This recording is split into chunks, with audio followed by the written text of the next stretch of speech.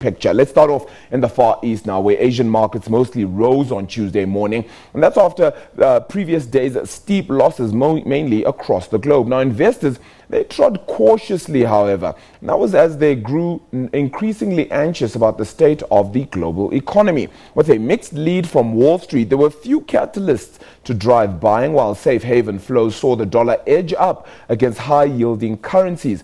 Some mixed trading as well by close of trade, as Tokyo's Nikkei managed to gain 2.2% to 21,428 points. The Hang Seng in Hong Kong slipped marginally to 28,500 points, with the Shanghai Composite also falling 1.5%, ending just below 3,000 points.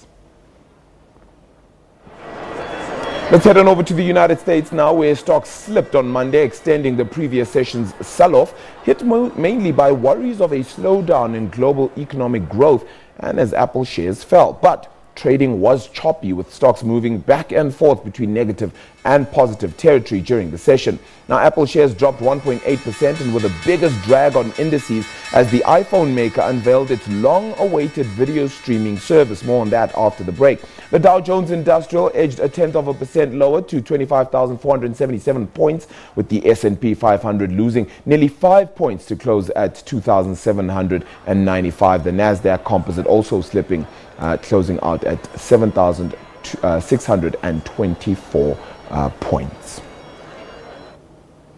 Let's take a look at how things are faring overall in a general picture. The all share is sitting marginally flat with a slight bias to the positive nature at present. So things have perhaps come back a fair bit when one considers how markets have been faring of late. Of course, the global economic status has been one that has worried quite a few people as well. And the general market outlook locally has been one that hasn't looked too good. We're still sitting below 56,000 points, having dropped off that mark yesterday as well. The industrial count is down 2/3% there, sitting firmly at 66,981, and are the biggest losers on the day. When one takes a look at how things are faring out in Europe as well, then the FTSE 100 is 0.25%, a little bit higher there at 7,194, and despite the turbulence of Brexit, things are perhaps coming back a little bit more with regards to the equity space there as well in London. The DAX out in Germany is also a similar mark to the good. That's around 27 points there, 11,374 for the DAX, with the CAC 40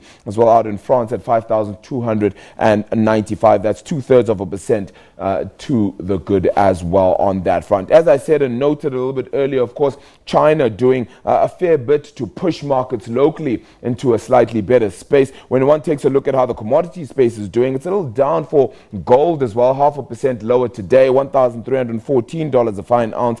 Platinum as well, also down a similar mark, $853 a fine ounce on that front there. Brent crude, $67.85. It's gone up around 1% nearly today, and that won't bode so well for South Africa when it comes to that oil price, of course, because that means that the petrol price is bound to go higher. And of course, at 14.36 against the US dollar, there are many fears that indeed petrol will continue to go on an upward trajectory. But let's talk about that general market picture and just how things are faring. Let's chat to Maudi Lintswana from Lihumo Capital, who is out at the JSE as well this afternoon. Maudi, we do appreciate your time this afternoon, but that slight sense of negativity, or that heavy negativity, shall I say, that came through not so long ago, has kind of petered away, but not much to really write home about at present. Good afternoon, Arabile. You are absolutely right. I mean, geez, we've almost become synonymous with this volatility. The markets have been quite volatile the past couple of weeks. And I mean, it's understandable with all the things that you've alluded to, the Brexit, the uncertainty around the trade war. You know, those are some of the factors that are really shaking these markets and becoming very volatile. I mean, even here, locally, we're still waiting on Moody's to come up with that update. Yeah. And of course, that will also create a lot of volatility. There's a lot of uncertainty going into that rating update. And I think you are likely to see these sort of moves going into that and continuing with the volatility that we're seeing overseas. I think that's certainly what we've become accustomed to do. One day down, the next day, slightly better. We saw a massive sell-off yesterday. Today, overall, obviously, still slightly in the negative, but you do have the financials that are looking a lot better. You have the resources as well being supported by that weakness on the rand. So a bit of a positive one, I guess, overall, compared to yesterday. But I think volatility will continue. Yeah. One may ask the question then as well that in a time of such volatility, where does one look then for any sense of gain? Sure, it's a difficult one, and I think a lot of investors are certainly struggling to find, areas to invest in that, because you look at it, there's a lot of companies or sectors that are affected quite negatively. If you look at just the South African perspective alone, with the rating downgrade, possibly looming, there's going to be a lot of negativity. If you go into the financial sector, that will be the hardest hit. The retail sector will also be knocked down quite heavily. We're just not seeing, areas that are looking very attractive. Perhaps you could go into some of the rand hedged counters where there is potentially some of the support that might come from a weakness of the rand. But I think it's a very difficult one, which is why we're seeing the markets really going nowhere. Year to date, we haven't really done much. And that's an indication that investors are really struggling to find value. Yeah, and that's also, with Brexit also happening at the same time. Yes, the Fed has decided to keep things on hold for now, but we head into our own MPC as well this week with the question of, should we not be cutting interest rates to help boost an already struggling economy? And that is despite the fact that inflation is hovering at that midpoint level. Surely that is a fear that should be mitigated by now, and one we shouldn't be fearing of, because we can sort things out by bringing it back a little bit later on. Yeah, look, I think that's pretty much the predicament that the MPC or the SAB find themselves into, having to deal with the fact that the economy is just not, performing well, and at the same time you've got inflation. Remember their mandate, it's inflation targeting. They've got to make sure that there is stability on the inflation front, and that it doesn't run away.